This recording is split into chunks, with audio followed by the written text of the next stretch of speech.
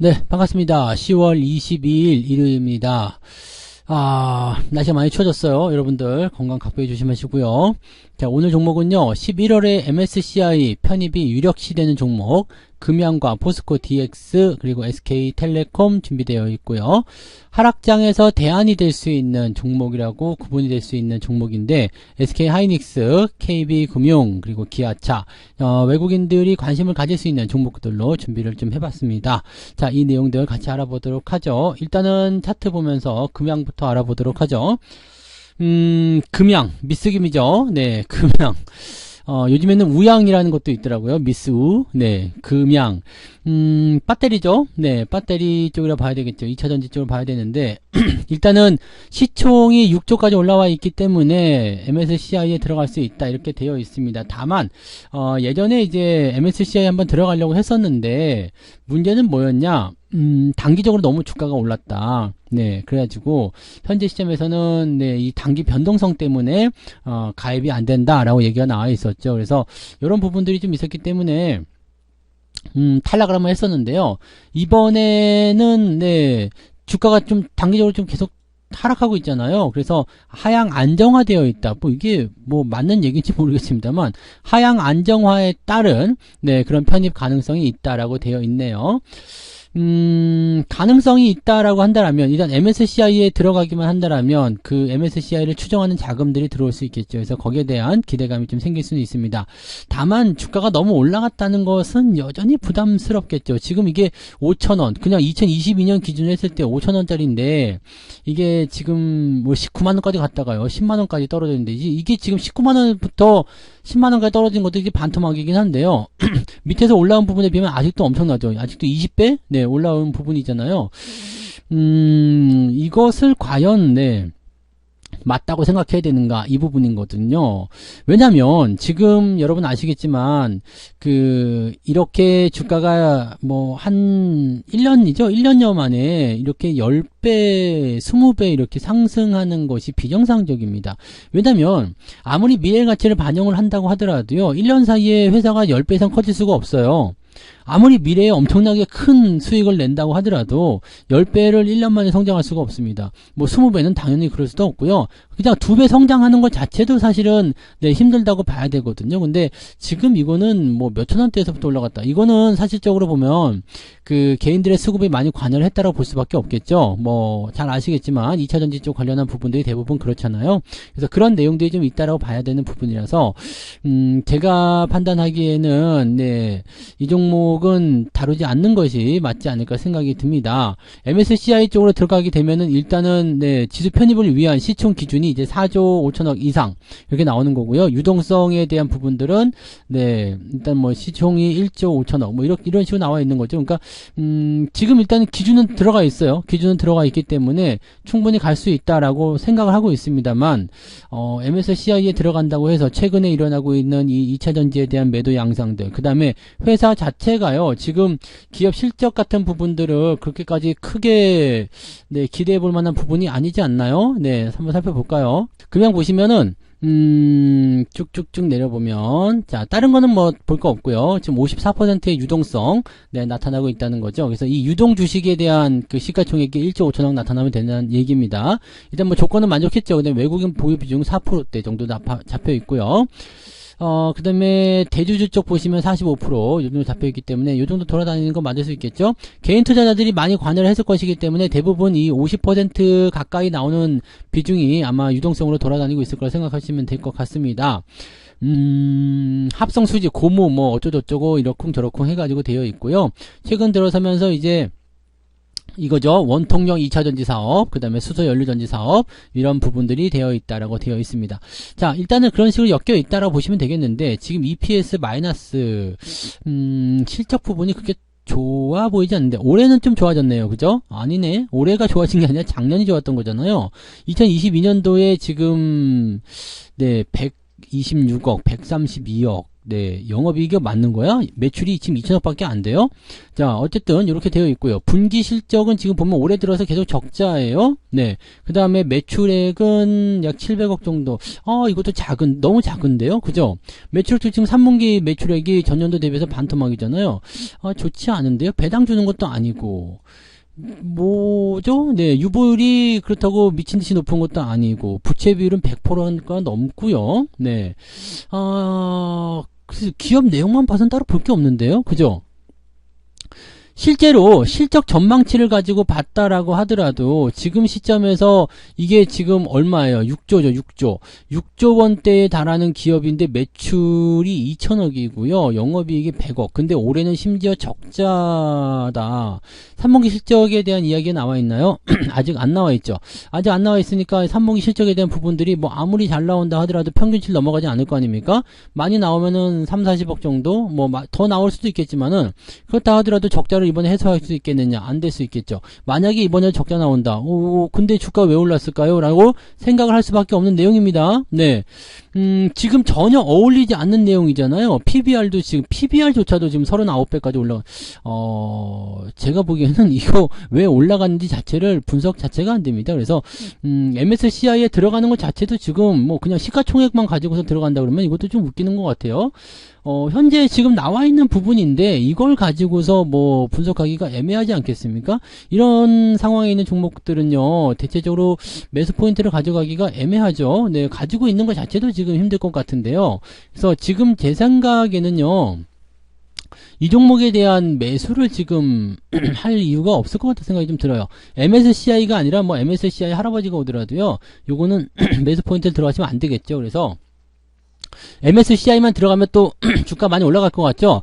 근데 또 그렇지 않습니다. 네, 팔아먹는 물량이 더 많으면 MSCI에 추정 자금이 들어온다고 하더라도 부담감이 커질 수밖에 없겠죠. 그래서 제가 보기에는요, 네, 현재 시점에서 주가 변동성도 계속 일어나게 된다면 부담이 좀 될 수 있어요.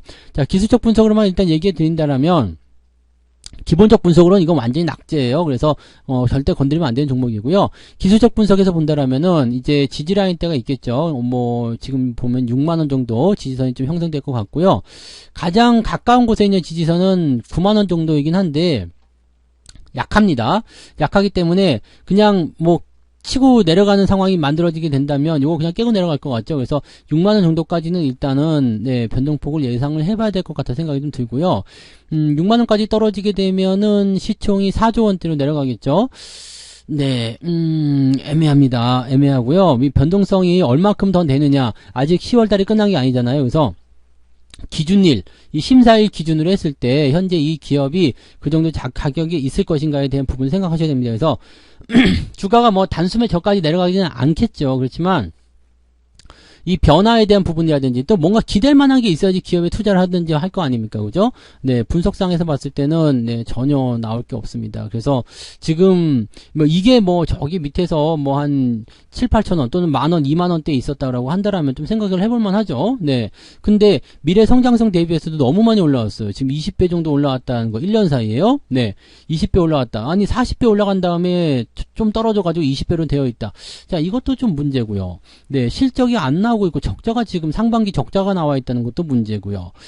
뭐 기댈 게 전혀 없습니다. MSCI만 보고서 매수하기는 애매합니다. 저는 가지고 있다면 매도를 들어갈 것 같아요. 저는 매도 의견 말씀드리고요.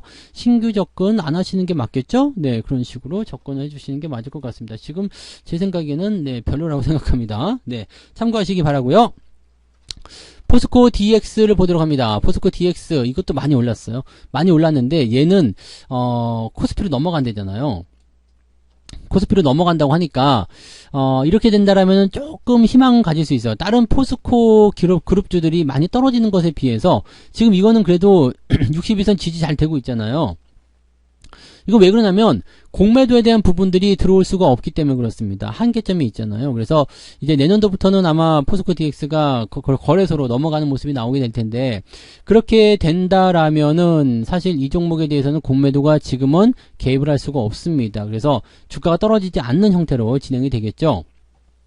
또는 이제 지금 공매도가 들어와 있었다라고 하더라도 환매를 통해서 이제 갚아야 되는 부분들이 가까이 다가오고 있기 때문에 주가가 안 떨어지면은 이거야말로 진짜 속이 타들어가는 모습이 좀 되겠죠. 그러니까 우리나라 공매도도 손보려면은요 이 환매 기간, 상환 기간을 정해줘야 돼요. 야, 너 공매도 치겠어? 알았어. 3개월 안에 갚어? 이런 식으로 나오게 된다면 감히 공매도를 그렇게 때릴 수가 없거든요. 그러니까 그런 것들을 좀 만드는 것도 나쁘지 않을 거다 생각되는데 그런 걸 안 만들어주죠. 네, 어쨌든 공매도가 개입하지 않은 상태에서의 주가 상승 포인트들은요, 지금 현재 공매도를 강제로 청산을 시켜야 되는 상태가 되기 때문에 오히려 빠지지 않을 가능성도 있습니다. 그렇다면 요거는 좀 개겨볼만 하겠죠. 물론 이제 거래소로 넘어가고 나서부터 문제가 좀 생길 수 있겠습니다만 지금 현재 당장 상황에서는요, 다른 포스코 그룹주들이 내린다고 하더라도 이 기업까지 영향을 받을 그런 확률은 많지가 않다. 이렇게 판단하시면 되기 때문에요. 지금 라인대에서는요. 자, 45,000원 지지선 보시면 될 것 같아요. 제가 보기에는 그냥 매도 안 하시고 좀 더 개겨 보시는 게 맞을 것 같아 보이거든요. 46,000원 지지선이네요. 그래서 46,000원 지지 라인 때 이탈하지 않으면 그냥 놔두시면 될 것 같고요. 자, 지금 단기적으로 박스권 만들고 있잖아요. 여기 46,000원부터 6만원 정도 라인 때 약간의 그 변동폭이 있다고 생각하시더라도요. 이 정도는 박스권에서 나타날 수 있는 그런 부분이기 때문에 이런 것들을 참고하시면 될 것 같습니다. 그래서 이 범위 안에서 46,000원, 6만원 범위 안에서 일단 계속 움직이게 될 가능성이 높다. 이렇게 생각하시면 맞지 않을까 판단되니까 그런 부분 참고하시고 굳이 떨어지지 않는다면 매도할 이유는 없을 겁니다. 그래서 매도가 나타나는 부분들은 하락이 확실시 되는 구간, 즉 46,000원 아래로 떨어지는 구간 이렇게 나타나게 된다면 그때 매도를 생각해 보시는 게 맞지 않을까 판단됩니다. 그래서 지금은 보유 관점 그대로 보시기 바라고요. 신규 접근 같은 경우는 이럴 때는 매수가 애매하죠. 지금은 박스권을 통해서 계속 횡보가 진행될 가능성도 있고요. 많이 올라왔죠. 이것도요. 엄청나게 올라갔잖아요. 그리고 포스코 그룹주들 자체가 지금 변동성을 크게 보여주고 있는 상태이기 때문에 이것도 10배 올랐네요. 자, 그렇기 때문에 이런 상태에서 2차전지 관련한 부분이 지금 계속 끌어내려지고 있는 상태가 된다면 부담감이 커질 수밖에 없겠죠. 자, 신규 매수하지 않고요. 그 다음에 지지선만 보면서 이거는 홀딩 넘어가도록 합니다. 이것도 만약에 코스피로 넘어가는 상황이 아니었다면요. 이것도 매수할 만한 포인트가 아닙니다. 그래서 그런 부분들 참고하시고요. 네, 무리해서 매수하거나 그러실 이유가 없을 것 같다 보여집니다. 자, SK텔레콤 넘어갈게요. 네, SK텔레콤은 배당 많이 준다 뭐 어쩐다 그래가지고 많이들 나오죠. 이번에 통신사들 실적도 좋다 이런 얘기도 나오고 있어서 기대감이 좀 모이는 것 같아요. 지금 근데 고배당 이게 지금 연간 배당률이 지금 보면 6% 정도 나오거든요. 6% 정도 나오니까 괜찮겠네라고 생각하실 수도 있을 것 같기는 한데 요거 잘 생각해 보실 필요가 있습니다. 6%가 나오지 않습니다. 왜냐면 분기 배당 얘기가 계속 잘라주거든요. 그러니까 실질적으로 여러분들이 지금 투자해가지고 받을 수 있는 배당은 6%가 안 되죠. 잘라보면 어떻게 되겠어요? 한 1.5%씩 받는다. 그러니까 기말 배당 1.5% 받는 거예요. 그러니까 이런 부분들은 여러분들이 알고 들어가셔야 됩니다. 이건 고배당주라고 보시면 안 됩니다. 1년 내내 보유하셔야지만이 6% 배당 받는 거예요. 자, 1년 내내 보유하실 생각 없다라면 매수가 들어가시면 안 되겠죠. 6%만 돼도 괜찮긴 합니다만은 네, 썩 그런 부분들은 네, 배당만 보고 접근하기 좀 어렵습니다. 그리고요. 지금 뭐 6G 얘기도 있고요. 그 다음에 뭐 여러 가지 얘기들이 있지만 통신사들의 이제 실적이 그래도 조금씩 증가하는 추세를 보여주고 있거든요. 물론 이 종목이 뭐 엄청나게 크게 올라간다라고 판단하기 좀 어렵습니다. 몇백 프로 뭐 이렇게 올라가기 어려울 것 같지만 자, 이것도 잘 보시면은요. 이 하단 지점부터 해서 반등 포인트가 연결됐을 때 제법 그래도 올라가는 부분들이 좀 있어요. 2020년도 당시는 워낙 많이 내렸던 시점이긴 합니다만 그 시점 대비해서 거의 2배 정도 올랐잖아요. 그러니까 이런 기회가 왔을 때 2배 정도 오르는 게 이 종목의 네, 특성이라는 얘기죠. 그러니까 기회가 없다 그러면 어떻게 되겠어요? 이런 어떤 엄청난 큰 기회, 그런 큰 기회는 아니잖아요. 그러니까 지금 현재 시점에서는 주가가 올라간다 하더라도 여기서 많이 가면은 여기 5만원대 후반 정도 되지 않겠습니까? 왜냐면 그 위쪽에 매물대가 많으니까요. 그러면은 많이 올라야지 10%대인데 뭐 나쁘진 않아요. 네, 근데 큰 수익을 내기에는 부족할 것이다 생각합니다. 배당도 6%가 아니라 1.5%만 생각하셔야 되기 때문에 여러분들이 이 종목한테서 얻을 수 있는 부분들이 그렇게 많지 않을 거라 생각합니다. 다만 현재 시점은 이평선 정렬과 약간의 눌림목 형태 모습이고 또 주가가 빠지지 않는 방어주적인 성격을 가지고 있기 때문에 현재와 같이 변동성이 큰 시점에서는 이런 종목들 갖고 있으면 도움은 되겠죠. 그래서 이런 포지션은 일단 갖고 계신다라면 매도할 이유가 없습니다. 그냥 홀딩 그대로 유지하시면 되고요. 신규 접근 들어가셔도 상관없습니다. 뭐 정사할 게 없다라면 사셔도 되는데 뭐 배당이든 아니면은 시세 차익이든 이런 거 노리고 들어가시기는 조금 어렵다라고 보셔야 될 것 같습니다. 그래서 요거는 요 안에 그냥 갇혀 있는 형태, 재미없는 형태로 계속 진행될 가능성이 높은 종목이기 때문에 1년 이상 보유하시면서 6% 이상 배당을 받아야 되겠다라고 생각하시는 분이 아니라면 네, 단기 접근에서는 매력도가 많이 떨어진다. 나쁘지 않습니다. 나쁘지는 않은데 매력도는 좀 떨어진다고 보셔야 될 것 같아요. 그래서 가지고 계신 분들 일단 홀딩, 매수도 나쁘지 않습니다. 다만 큰 기대치는 조금 낮춰야 되지 않겠느냐라고 말씀을 드려야 될 것 같아요. 이 부분 참고하시고요. 자, 그 다음에 하이닉스 넘어가 볼까요?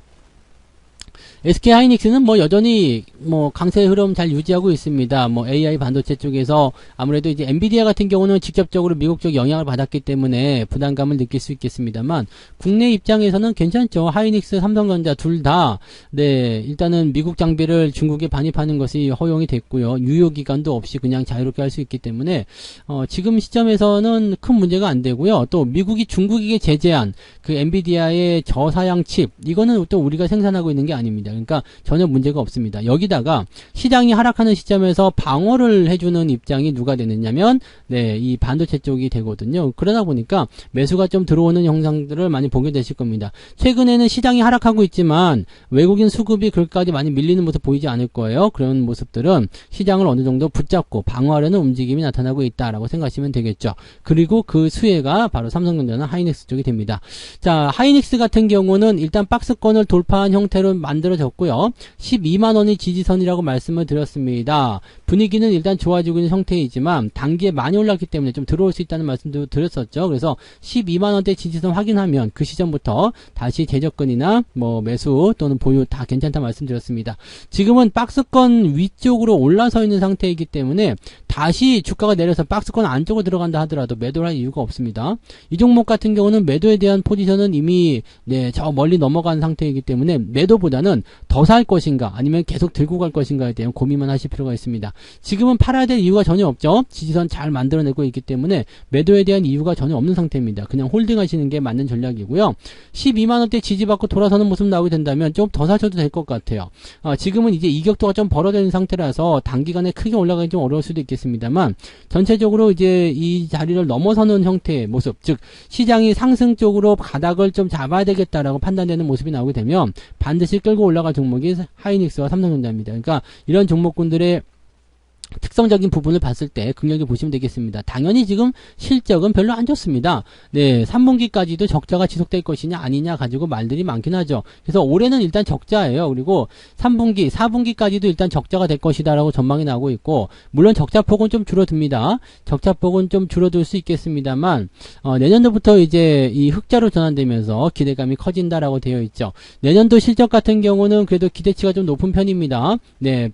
그 2022년도 작년치보다도 더 높게 나올 것이다. 그러니까 이게 적자에서 흑자로 이렇게 확 넘어가는 부분들은 상당히 큰 폭의 변동성을 가질 수 있다고 볼 수 있거든요. 그리고 내후년이 되면 더 많이 성장할 것이다. 이 반도체 업황이 대부분 그렇습니다. 그래서 아마 지금 시점처럼 이렇게 좀 주가가 잘 오르지 못하고 있을 때 이럴 때가 여러분들이 보유하기 좋은 위치가 아닐까 생각합니다. 자, 주가가 변동성을 보이더라도 크게 밀리지 않는 형태의 모습 보이고 있고 수급이 꾸준하게 들어와주고 있다라면 그런 종목이 바로 여러분들이 안정감 있게 대응하실 수 있는 종목이라고 보시면 됩니다. 하이닉스는 지금 당장 매수하기 조금 껄끄럽지만 이 12만원대 지지선만 확인된다면 추가 매수 들어가셔도 됩니다. 그렇게 판단하시고요.